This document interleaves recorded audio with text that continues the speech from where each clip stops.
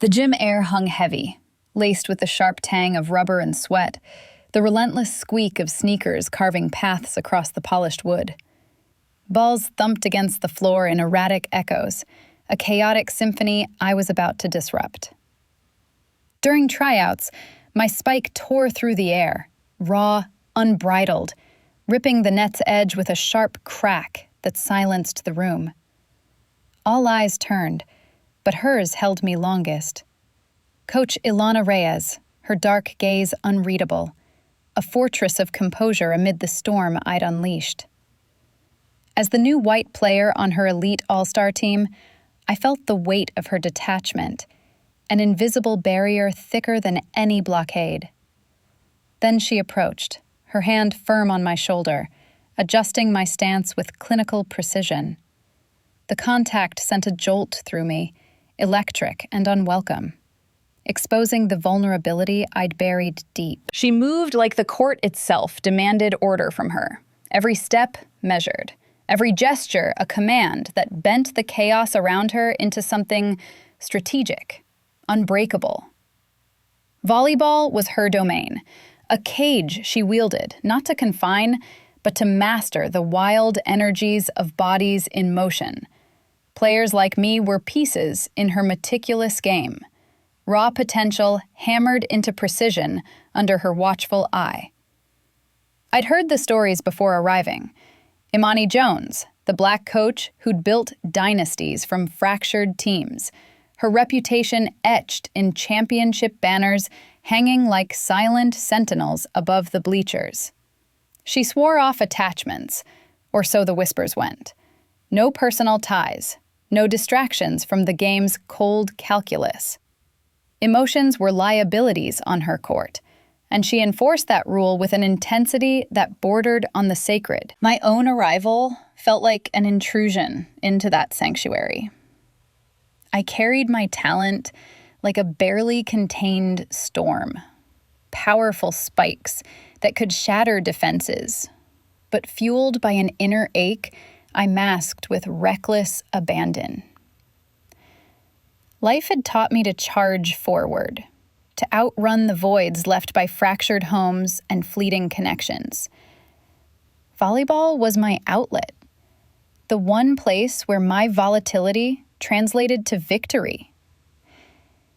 Yet from the moment I stepped into her gym, something in her observational demeanor pulled at me, an undercurrent I couldn't ignore. She stood at the sidelines during warm-ups, arms crossed over her chest, her dark skin glowing under the harsh fluorescent lights, eyes scanning us with a ruminative depth that made the air feel thicker. I sensed the power she held, not just over plays, but over the subtle rhythms of the team.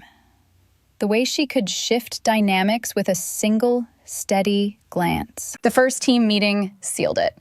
We gathered in the cramped conference room adjacent to the gym, the scent of stale coffee mingling with the faint residue of liniment from earlier practices. She entered last, her presence filling the space like a low hum, commanding silence without raising her voice. "This isn't about individual glory," she began, her tone low and steady, each word deliberate, mapping the power structures with an authority that felt both protective and impenetrable. She outlined the season's strategy: defensive walls built on trust, offensive strikes honed to lethal accuracy, her hands gesturing sparingly as if conserving energy for the battles ahead. I sat at the edge of the circle, my knee bouncing under the table, drawn to the way her gaze occasionally flicked toward me, assessing, unyielding.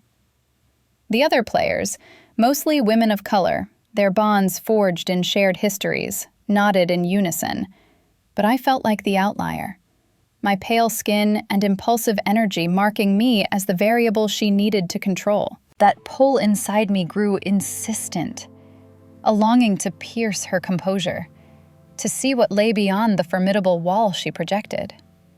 The space between us during drills felt charged, not with hostility, but with an unspoken scrutiny that left me unsettled. Every time our eyes met across the net, my chest tightened, the gym's echoes fading into a private rhythm. I told myself it was admiration for her craft, the way she transformed our erratic hits into synchronized assaults, turning potential fractures into unbreakable unity. But deeper, it was the vulnerability she stirred in me, mirroring the ache I carried, making me question if my recklessness was armor or invitation. As weeks blurred into routines of sweat-soaked practices, the tension simmered beneath the surface. She corrected us all with the same detached efficiency, but with me, there was always a fraction more intensity, her instructions laced with a ruminative edge that lingered. One evening, after a grueling session where my blocks faltered under fatigue, she called me back.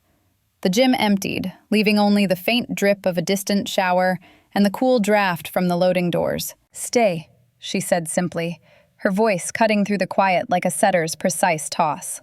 We reviewed footage in her office, a dim space overlooking the court, screens flickering with replays of my form. She leaned in close to point at a frozen frame, her breath warm against my ear, analyzing the arc of my jump with clinical detail. The proximity was professional, necessary, yet it amplified the hum between us. Her scent, a subtle mix of citrus and clean linen, invading the air I breathed. In that moment, the sanctuary of her control felt less like a cage and more like a threshold, one I wasn't sure I could cross without shattering everything. Those late-night sessions became our ritual, unacknowledged yet inevitable, pulling me deeper into the orbit of her control.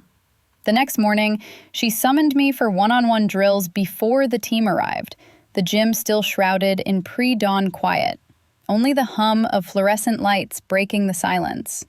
"Your block needs refinement," she said, her voice a low rumble that echoed off the empty bleachers, handing me the ball with a nod toward the net.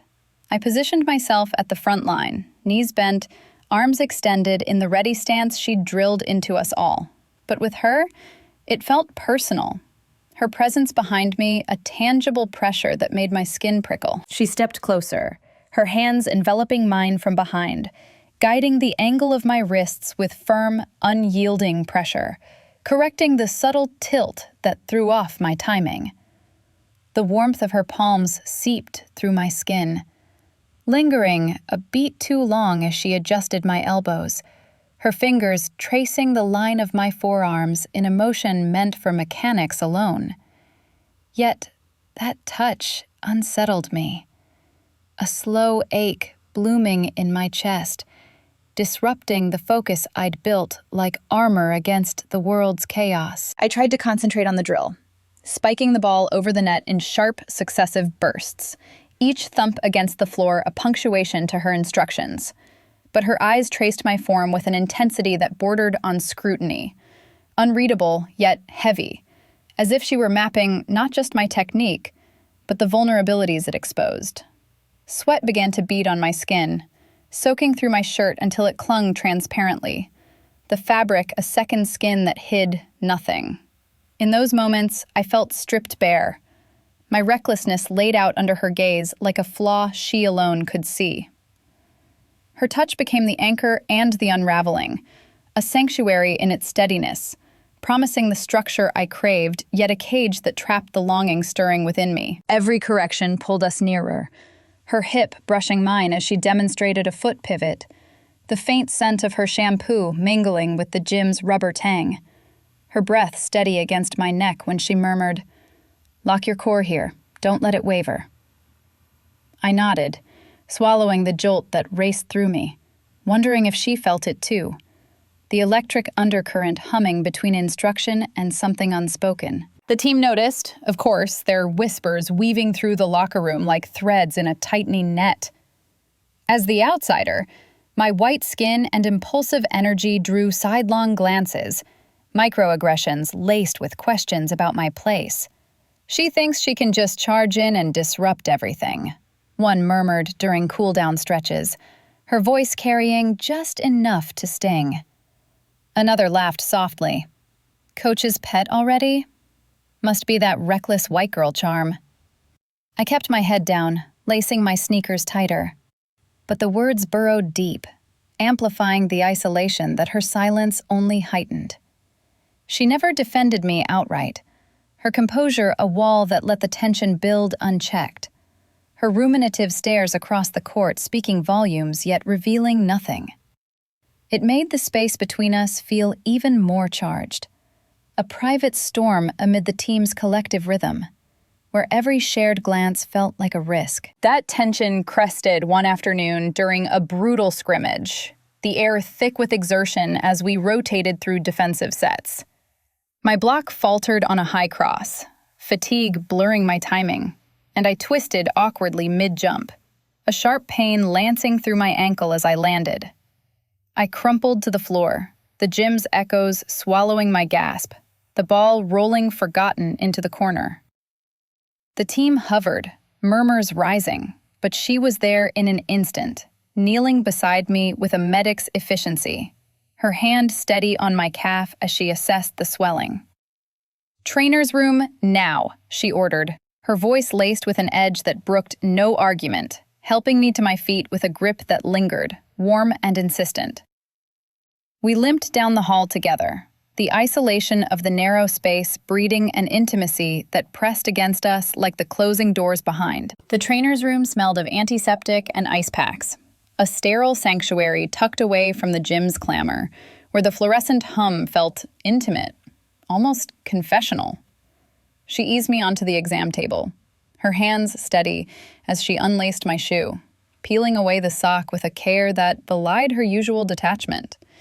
"Sprain," she diagnosed, her voice low, matter of fact, yet laced with a concern that lingered in the air like the chill from the gel pack she pressed against my skin. I winced as her fingers probed the tender swell, deliberate circles tracing the arch, each press sending a slow ache radiating upward, not just from the injury, but from the rhythm of her touch, unhurried, insistent, awakening nerves I'd kept dormant. She worked in silence, her dark eyes focused on the task, but the proximity amplified everything. The faint warmth of her forearm brushing my calf, the subtle shift of her breath as she adjusted the wrap, binding me not just in tape, but in an awareness that coiled tighter with every layer. Those recovery sessions stretched over days, pulling us into a rhythm of isolation that blurred the lines of coach and caretaker. She'd check in after practices, dismissing the team with a nod while summoning me to this hidden space. Her presence, a formidable anchor amid my growing unrest. We'd sit in shared silences, the locker room's distant echoes filtering through the walls, showers hissing, laughter fading, like a world retreating to leave us alone with the weight between us. Her formidable silhouette against the doorframe reflected my turmoil back at me, a mirror of composure that only heightened the storm inside. I shifted on the table, the paper crinkling under me, my heart echoing the irregular thump of a misplaced serve. She never filled the quiet with platitudes, just observed, her gaze ruminative, mapping the subtle flinches in my form as if they revealed more than the injury itself. I began to chart her softening, an emotional cartography etched in fleeting details. The way her brow eased when she thought I wasn't watching. A faint ozone scent before the storm of practice, electric and foreboding. It was in the linger of her hand after rewrapping, the pad of her thumb grazing my instep a second too long, or the softening contralto of her voice when she murmured, "Breathe through it. Pain is just data." These shifts weren't overt, no cracks in her facade, but they hummed beneath her control, pulling me into a vulnerability I hadn't anticipated. The ache in my ankle mirrored the one building elsewhere. A slow burn that made every session feel like a threshold. Her nearness a force that both steadied and unsettled me. To deflect, I leaned on dry humor, masking the jolt of her proximity with quips that cut the tension like a quick block. "If this keeps up, I'll be calling you Nurse Reyes," I'd say, forcing a grin as she iced the joint, her fingers holding the pack firm against my skin. She'd pause, her eyes meeting mine with that unreadable depth, a half smile ghosting her lips before she replied, "Focus on healing, not jokes. The court doesn't tolerate distractions." But my heart pounded in rhythm with the drills we ran in my mind, each beat sinking to the deliberate pressure of her touch, the way her knee brushed mine as she knelt, sending sparks that I swallowed down with laughter. It was a fragile armor, this deflection, hiding the way her presence unraveled me, turning professional care into something charged, inevitable. As my ankle mended, the championship qualifier loomed, a shadow over the gym that sharpened every drill into urgency. She confined us to strategy sessions in her dim office, the space cramped with playbooks and flickering projector light, the court visible through the window like a promise of battle. We'd pore over tapes together, her shoulder inches from mine, the air thick with diagrams and unspoken pulls, forcing the proximity that had started as necessity into something deeper, more confining. The dim office became our unintended confessional, walls lined with faded championship photos that stared down like silent judges, the projector casting erratic shadows across the cluttered desk. We'd huddle over playbooks late into the evenings, the championship qualifier pressing like an unyielding serve, her voice punctuating the thick air. Low, deliberate, slicing through diagrams of rotations and kill shots with a precision that masked the longing simmering beneath. "Anticipate the block here," she'd say, her finger tracing a line on the page, close enough that I caught the subtle rhythm of her pulse under her skin, the words hanging between us like a suspended ball, heavy with strategy and something far more volatile. The sessions stretched, her explanations weaving through offensive feints and defensive reads. But my focus splintered, drawn to the way her lips formed each term, the faint crease between her brows when she paused, as if the plays revealed more than tactics, echoes of her own guarded maneuvers. One night, as the clock ticked past 10, she stood to demonstrate a pivot, pulling me from the chair with a nod toward the open space by the window. "Show me your approach," she instructed, her tone steady, but her eyes held a ruminative glint, mapping my form before I even moved. I stepped into the stance, feet sliding into position, arms coiling for the imaginary spike.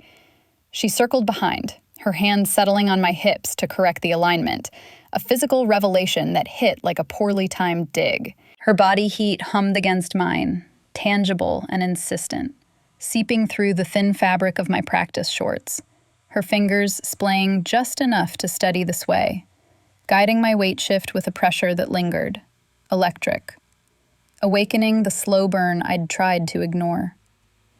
It was meant for mechanics, a coach refining her player's edge, but the proximity fractured something. Her breath grazed my shoulder, warm and measured, and I froze. The air between us charged, her touch no longer clinical, but a bridge to the vulnerability she concealed. That internal storm raged as she stepped back, her composure intact, but I saw it. The subtle bend in her rules, a flicker in her unreadable gaze that betrayed the war within. My chest tightened with forbidden hope, the ache sharpening into clarity. She wasn't just correcting form, she was reaching, her hands betraying the detachment she'd sworn to uphold, pulling me into the orbit of her carefully constructed world. The realization settled like dust after a dive, heavy and inescapable, making every subsequent diagram feel like a map to uncharted territory, where professional lines blurred into personal gravity. I nodded through the rest of the talk, my responses halting, but inside, the longing mirrored hers, a mutual unraveling disguised as preparation. The team politics only amplified the cracks, racial undercurrents bubbling in roster talks that filtered through the locker room like errant passes. As the qualifier neared, discussions turned heated. Seats on the starting lineup contested.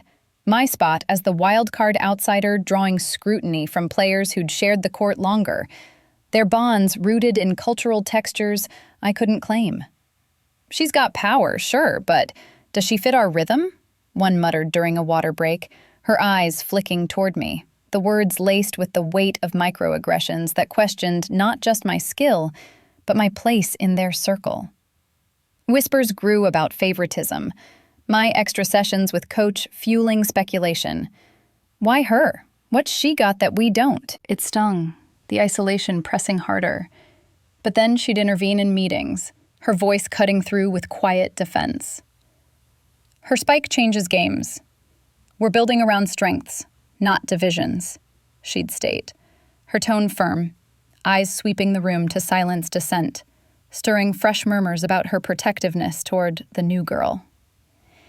It wasn't overt advocacy, but it hummed with subtext, her subtle shield weaving protection into the team's fabric, even as it exposed the softening I'd glimpsed. Those defenses lingered in my mind as we boarded the bus for the away game, the dim lights fostering a halting conversation that bridged the aisle between our seats.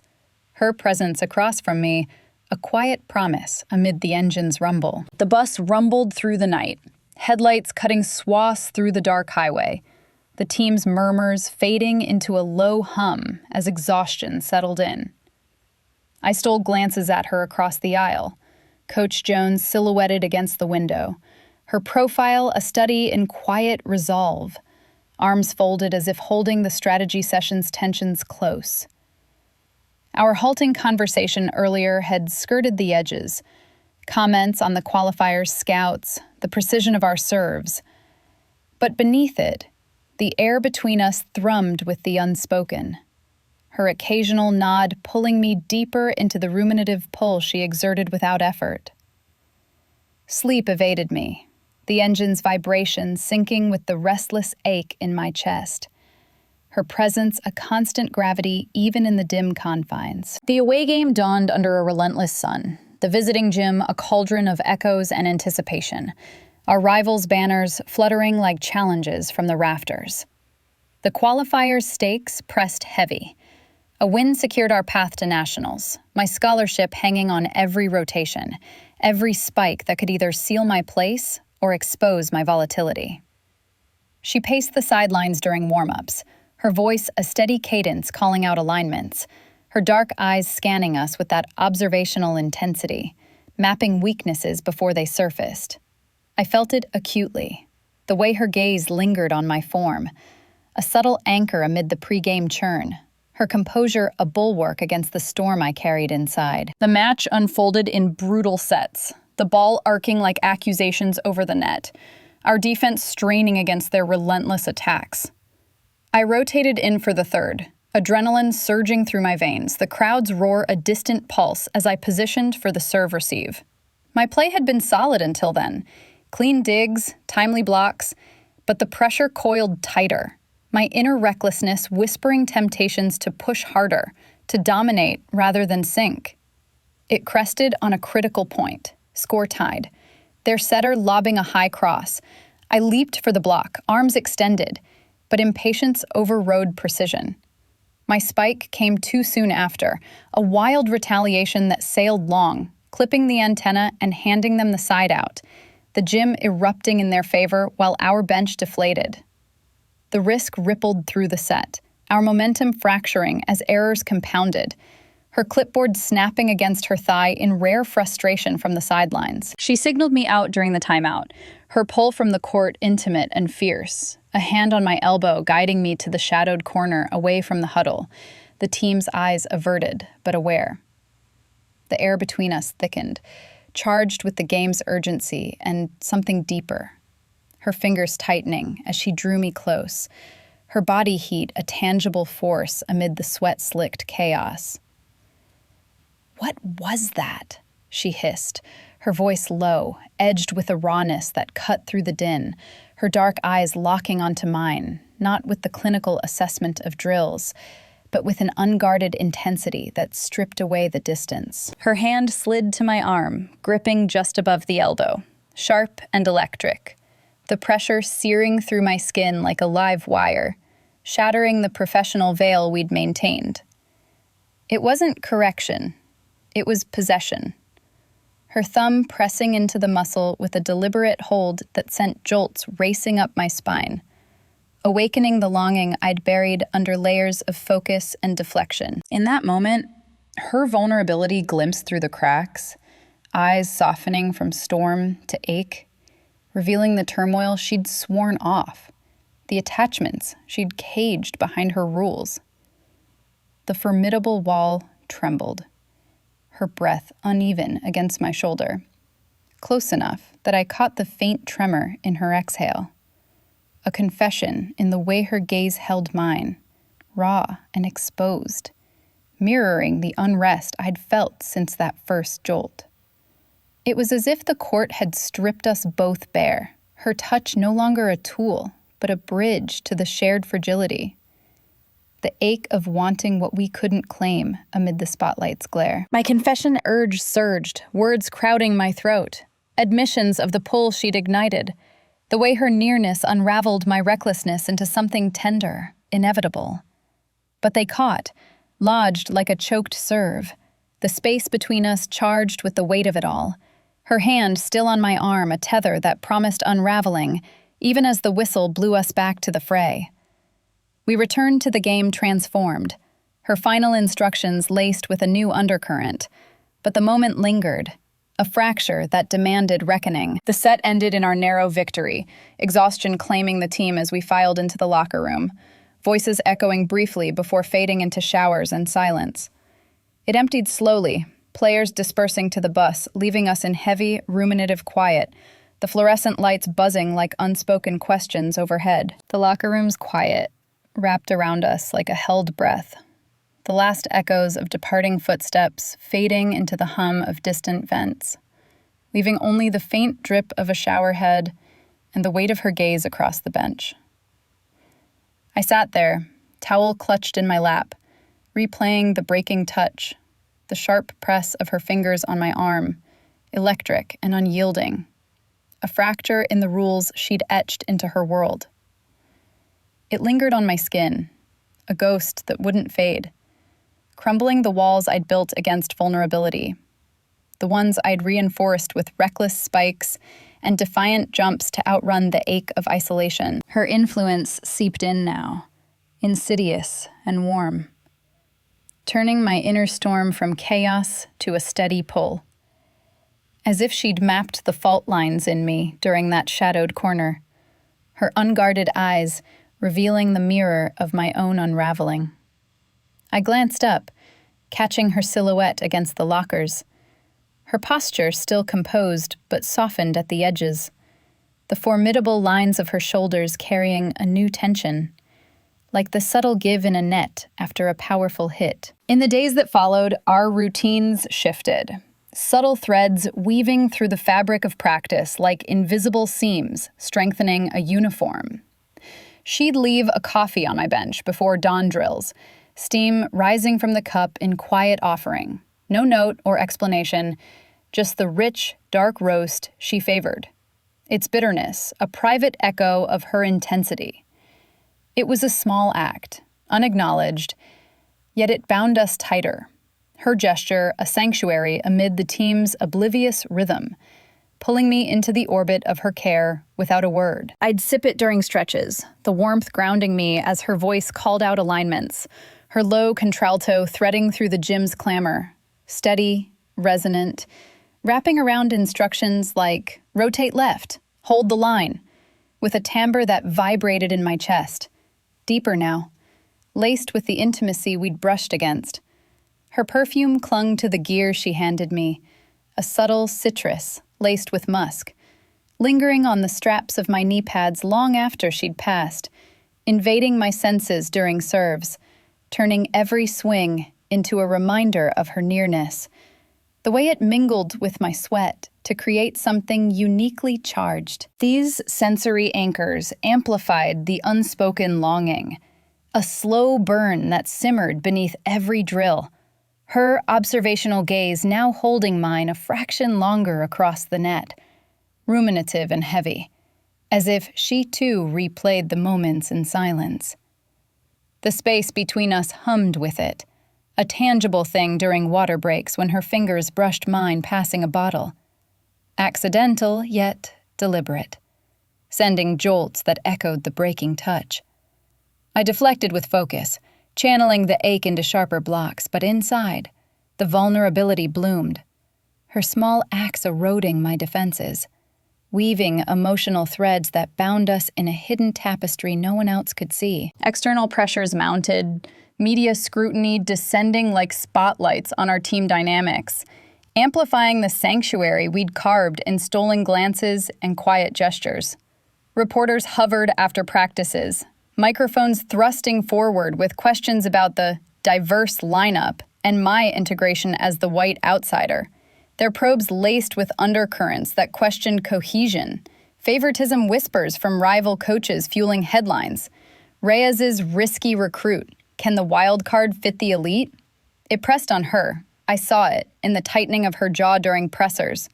Her responses clipped and strategic, defending our unity without naming the personal stakes.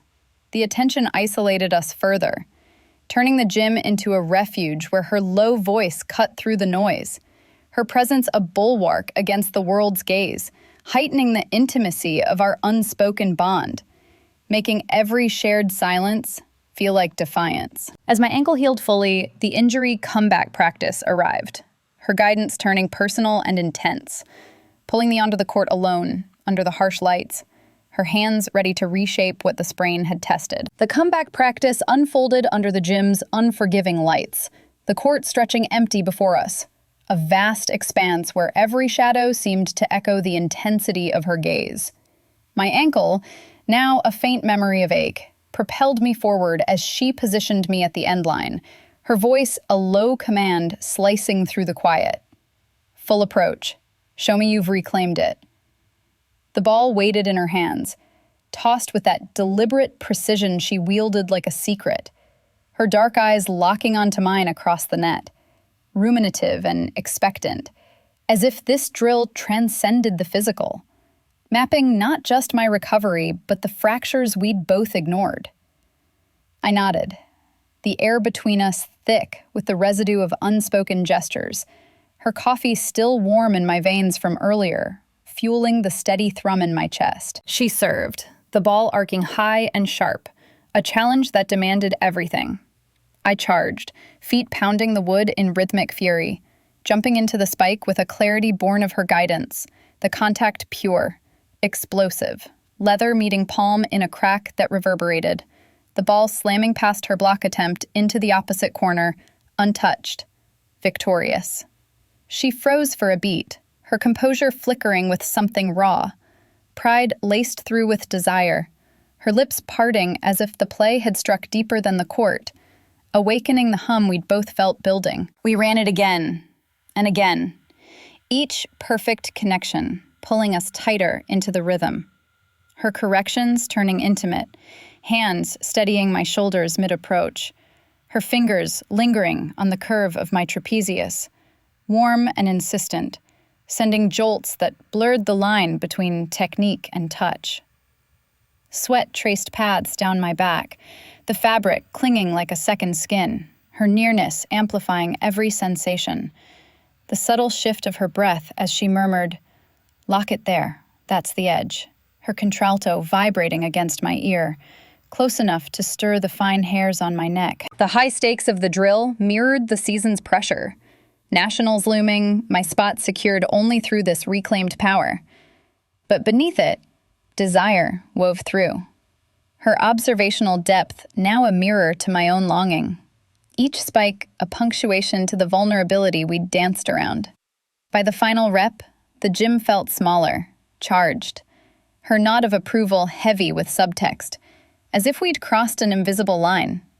The victory not just on the court, but in the space we'd carved between us. As the clock edged past closing, the team long gone, she didn't dismiss me. Instead, her voice softened, raw at the edges. One more run, then we talk. But the run dissolved into quiet, the ball forgotten on the sideline as she stepped onto the court proper, the net between us no longer a barrier but a threshold. Alone under the dimming lights, the gym's vastness contracted to just us, her silhouette formidable yet fracturing, the weight of proximity finally demanding release. She closed the distance, her steps deliberate, halting at arm's length, her dark eyes unguarded for the first time, storm clouds parting to reveal the ache she'd buried. "I can't do this anymore," she said, her voice deep and raw, a rumble that echoed off the rafters, confessing what her rules had silenced. "I've sworn off attachments, built this world to keep them out, players, feelings, all of it. But you've broken through. Every correction, every glance. It's not just the game. I'm falling for you, and it terrifies me." The words hung, electric, her composure cracking like the net I'd torn that first day, vulnerability spilling forth in the tremor of her hands, clenched at her sides. Tears pricked my eyes, hot and unbidden, as the mutual revelation crashed over me, the power imbalance humming between us. Coach and player, authority and ache, yet equal in this raw truth. "I felt it too," I whispered, voice breaking, echoing her admission with a surge of relief, the recklessness I'd wielded as armor dissolving under her gaze. "Your touch, your voice, it's unraveled me, made me want what I shouldn't. I thought it was just admiration, but it's more. It's you."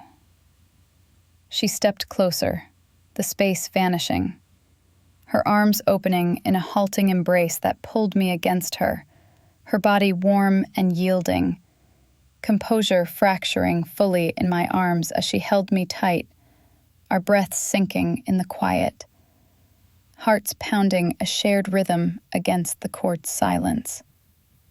The emotional payoff settled like a perfect set, tender and profound, her fingers tracing my back in slow circles. Not possession, but surrender. The world outside fading to irrelevance. We lingered there, entwined amid the echoes, until reality intruded. The buzz of her phone signaling the team celebration party across town, public eyes waiting to force our subtle navigation of this new, fragile bond. The party pulsed with the team's energy, a rented hall alive with laughter and clinking glasses, championship banners from past seasons draped like triumphant veils over the makeshift bar. We slipped in together, her arm brushing mine in the doorway, a fleeting contact that sent a shiver through me, her warmth lingering like the echo of our embrace on the court. Amid the cheers, we navigated the crowd with practiced subtlety, stolen glances weaving through the chaos.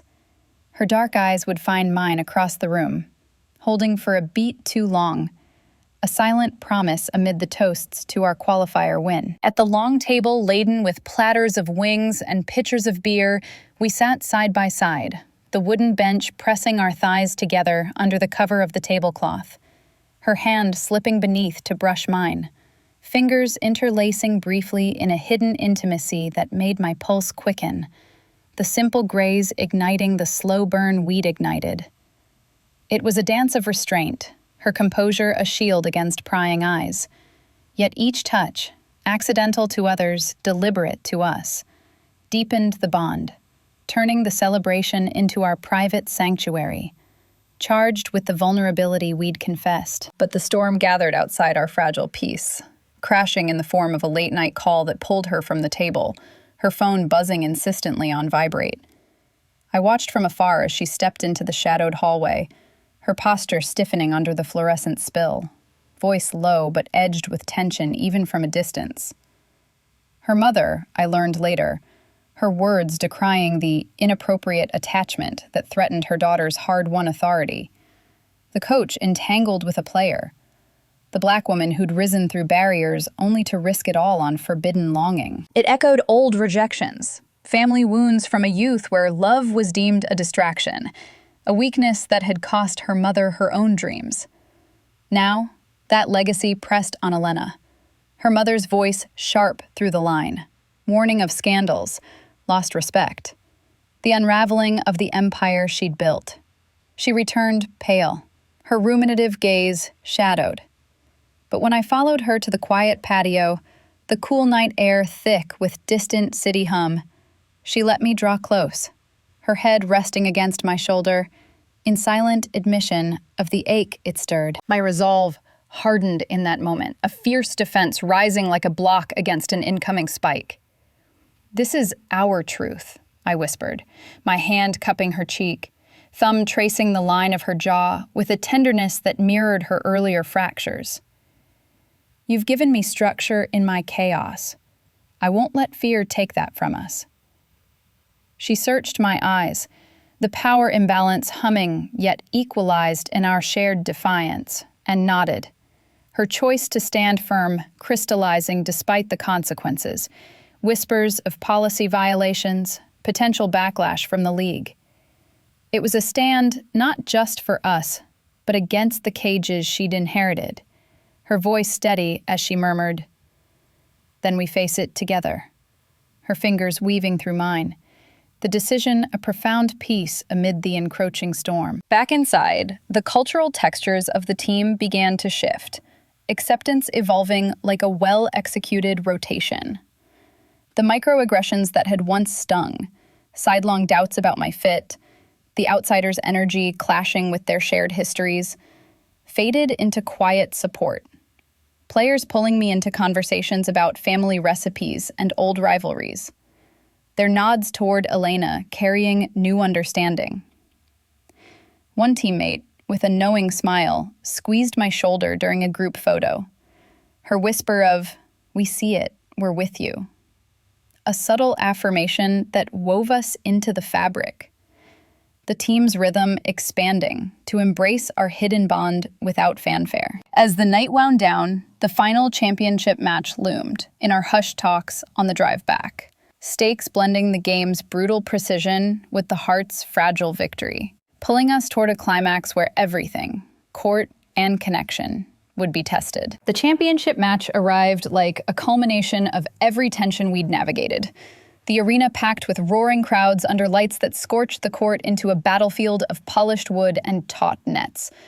Our team rotated in seamless fury, the ball a comet streaking between us and them, every dig and set a thread in the tapestry we'd woven through hidden touches and stolen silences.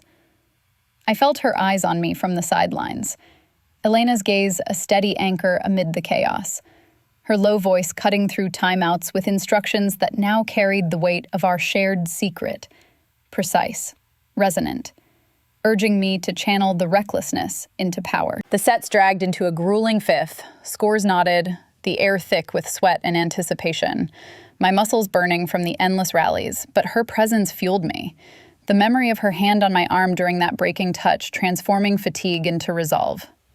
As the final point loomed, their serve arced high. I positioned at the net, heart pounding in sync with the crowd's pulse. Her nod from across the court a silent command to seize it. The ball came cross-court, sharp and deceptive. I leaped, timing perfect under her invisible guidance, arms coiling, then exploding in the spike that sealed everything. Leather cracked against my palm, the trajectory unerring. A kill shot that rocketed past their blockers, slamming the floor untouched, the arena erupting as the whistle blew victory. We surged as one, bodies colliding in hugs and cheers, but my eyes sought hers, finding pride etched in her features, a profound peace softening the formidable lines of her face, her dark eyes shining with something deeper than triumph. An ache fulfilled in the moment's glow. She pulled me into the huddle first, her arm wrapping around my shoulders in full view of the cameras, unapologetic under the spotlight's glare, her body heat pressing close through our jerseys, fingers squeezing with a possessiveness that declared us without words. The team enveloped us, their acceptance now overt, slaps on the back, knowing grins that bridged the cultural divides we'd crossed. But her touch lingered, a public affirmation that silenced the whispers, her composure yielding to the truth we'd guarded. Vulnerability on display as she held me there, the world witnessing the bond that had reshaped us both. In the aftermath, as confetti rained and reporters swarmed, her phone buzzed again, pulling her aside to the quiet tunnel beyond the court. I waited, the roar fading to a hum, until she returned, her expression lighter. The storm's remnants cleared. Her mother had called, the conversation halting but healing, reluctant words of blessing spilling through old wounds, acknowledging the attachment not as weakness, but as the strength Elena had always possessed, mending the family fractures that had caged her long before the gym's rules. "She sees it now," Elena murmured later, in the dim locker room as we changed, her voice a low contralto laced with relief, vulnerability threading through as she traced my wrist with a finger, the gesture intimate amid the emptying space. It was a closing of circles, her mother's acceptance a bridge over the rejections that had shaped her isolation, allowing the ache we'd shared to bloom into something enduring. Our power dynamic equalized in mutual surrender. We walked off the court entwined at last, her arm linked through mine under the spring air filtering through the arena doors. Light, blooming with possibility, carrying the faint scent of fresh-cut grass from outside. No more cages, no hidden glances, just us. Steps synced like a perfect rotation, her whisper brushing my ear as we stepped into the night. "This is forever. You've opened my heart to it all." My own cage shattered fully then, the recklessness yielding to a warmth that filled the voids, her presence the sanctuary I'd never known I needed, the world stretching open before us in quiet, unbreakable unity. The doors to our future swung wide, this bond ignited and unyielding, no path back from the vulnerability we'd claimed. If this slow burn stirred your depths, subscribe for more Sapphic legacies that map forbidden longings.